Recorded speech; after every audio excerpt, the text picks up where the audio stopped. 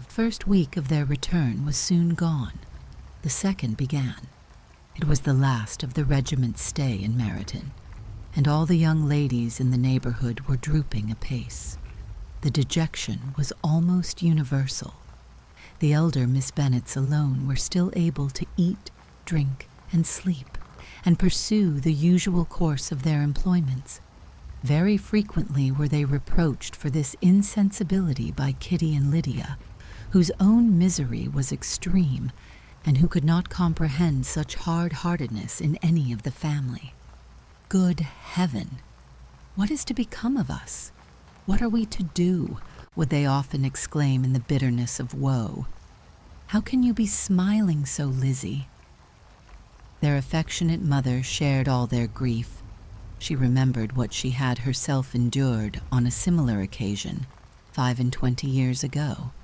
"I am sure," said she, "I cried for 2 days together when Colonel Miller's regiment went away. I thought I should have broke my heart." "I am sure I shall break mine," said Lydia. "If one could but go to Brighton," observed Mrs. Bennet. "Oh yes, if one could but go to Brighton. But Papa is so disagreeable. A little sea-bathing would set me up forever."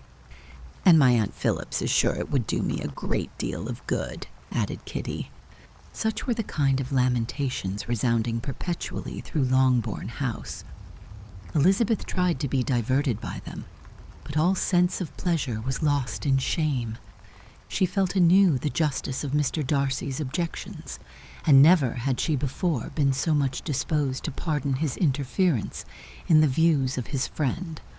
But the gloom of Lydia's prospect was shortly cleared away, for she received an invitation from Mrs. Forster, the wife of the colonel of the regiment, to accompany her to Brighton.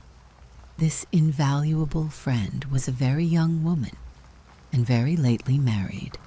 A resemblance in good humor and good spirits had recommended her and Lydia to each other, and out of their 3 months' acquaintance they had been intimate too.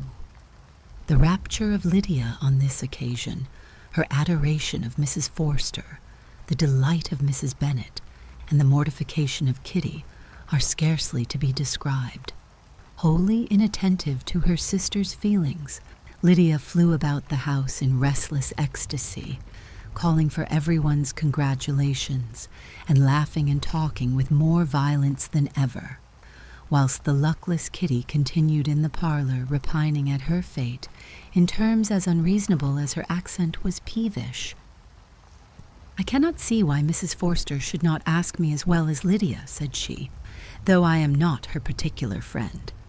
I have just as much right to be asked as she has, and more too, for I am 2 years older." In vain did Elizabeth attempt to make her reasonable, and Jane to make her resigned.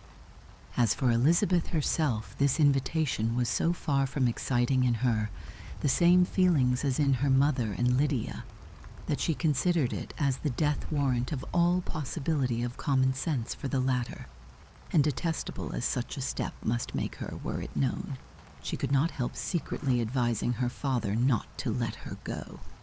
She represented to him all the improprieties of Lydia's general behavior, the little advantage she could derive from the friendship of such a woman as Mrs. Forster, and the probability of her being yet more imprudent with such a companion at Brighton, where the temptations must be greater than at home.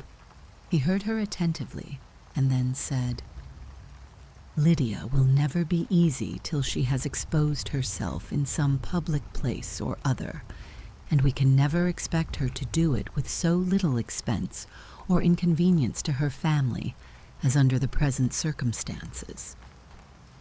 "If you were aware," said Elizabeth, "of the very great disadvantage to us all, which must arise from the public notice of Lydia's unguarded and imprudent manner, nay, which has already arisen from it, I am sure you would judge differently in the affair."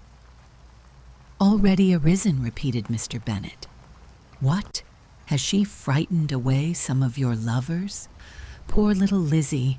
But do not be cast down. Such squeamish youths as cannot bear to be connected with a little absurdity are not worth a regret, Come, let me see the list of the pitiful fellows who have been kept aloof by Lydia's folly. Indeed, you are mistaken. I have no such injuries to resent. It is not of peculiar, but of general evils, which I am now complaining.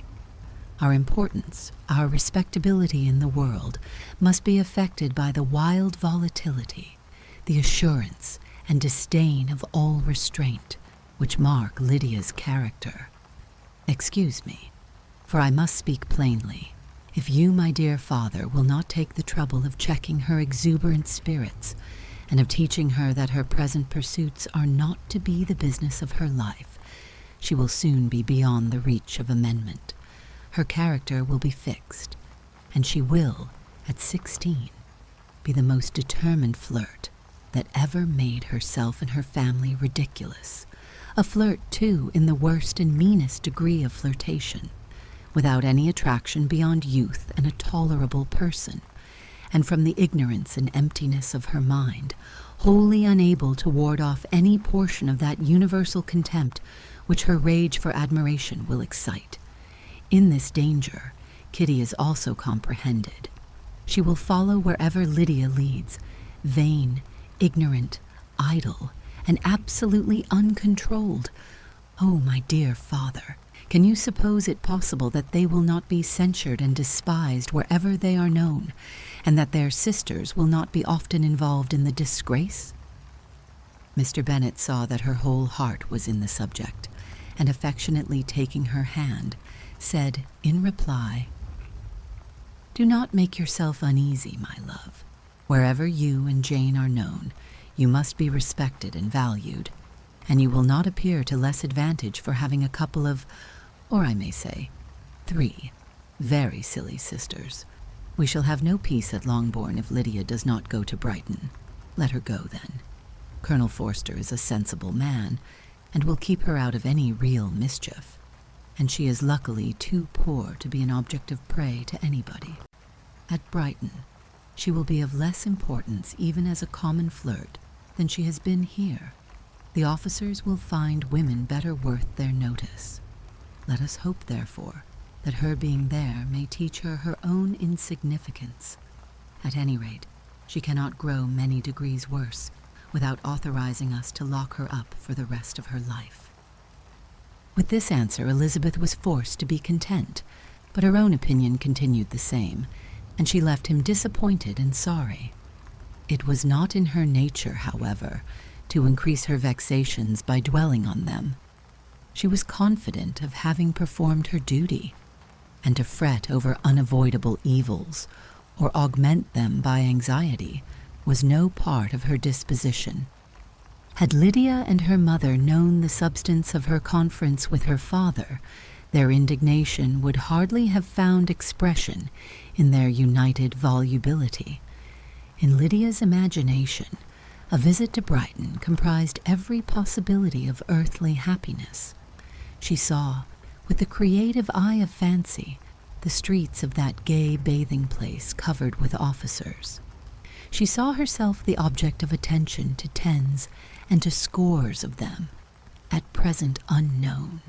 She saw all the glories of the camp, its tents stretched forth in beauteous uniformity of lines, crowded with the young and the gay, and dazzling with scarlet.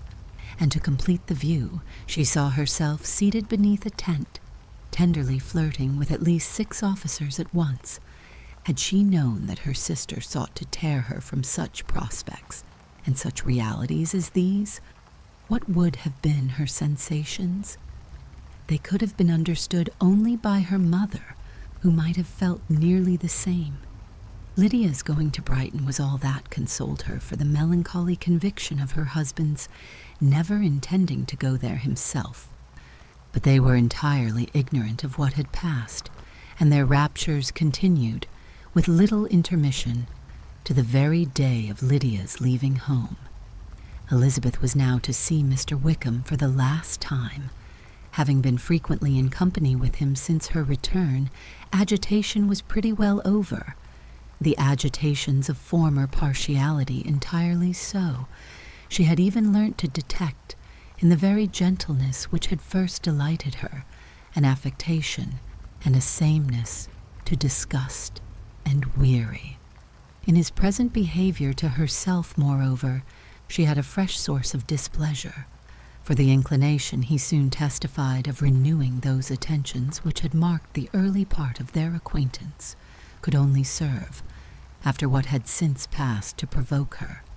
She lost all concern for him, in finding herself thus selected as the object of such idle and frivolous gallantry, and while she steadily repressed it, could not but feel the reproof contained in his believing that however long, and for whatever cause, his attentions had been withdrawn, her vanity would be gratified, and her preference secured, at any time, by their renewal.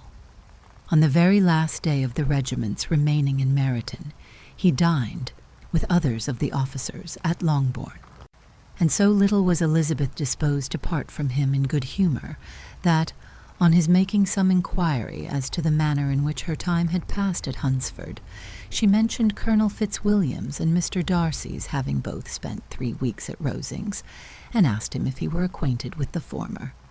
He looked surprised, displeased, alarmed, but with a moment's recollection and a returning smile replied that he had formerly seen him often, and after observing that he was a very gentlemanlike man, asked her how she had liked him.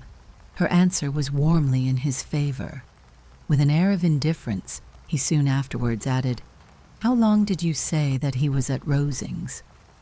"Nearly 3 weeks." "And you saw him frequently?" "Yes, almost every day." "His manners are very different from his cousin's." "Yes, very different, but I think Mr. Darcy improves on acquaintance."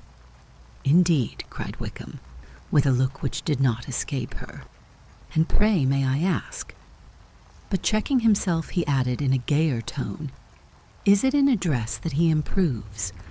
Has he deigned to add aught of civility to his ordinary style? For I dare not hope," he continued, in a lower and more serious tone, "that he is improved in essentials." "Oh, no," said Elizabeth. "In essentials, I believe he is very much what he ever was." While she spoke, Wickham looked as if scarcely knowing whether to rejoice over her words or to distrust their meaning.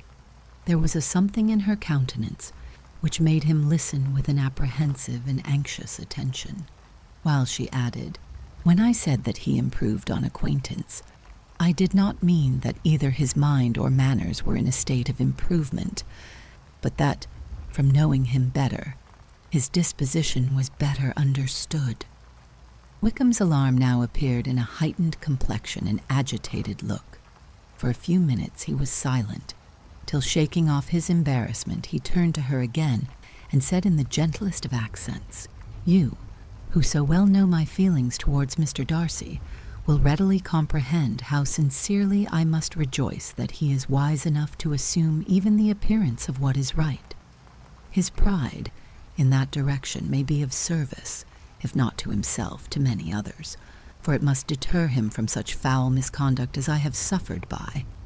I only fear that the sort of cautiousness to which you, I imagine, have been alluding, is merely adopted on his visits to his aunt, of whose good opinion and judgment he stands much in awe. His fear of her has always operated, I know, when they were together, and a good deal is to be imputed to his wish of forwarding the match with Miss de Bourgh, which I am certain he has very much at heart." Elizabeth could not repress a smile at this, but she answered only by a slight inclination of the head. She saw that he wanted to engage her on the old subject of his grievances, and she was in no humor to indulge him. The rest of the evening passed with the appearance, on his side, of usual cheerfulness, but with no further attempt to distinguish Elizabeth, and they parted at last with mutual civility, and possibly a mutual desire of never meeting again. When the party broke up, Lydia returned with Mrs. Forster to Meryton, from whence they were to set out early the next morning. The separation between her and her family was rather noisy than pathetic. Kitty was the only one who shed tears, but she did weep from vexation and envy. Mrs. Bennet was diffuse in her good wishes for the felicity of her daughter, and impressive in her injunctions that she would not miss the opportunity of enjoying herself as much as possible, advice which there was every reason to believe would be attended to, and in the clamorous happiness of Lydia herself in bidding farewell, the more gentle adieus of her sisters were uttered without being heard.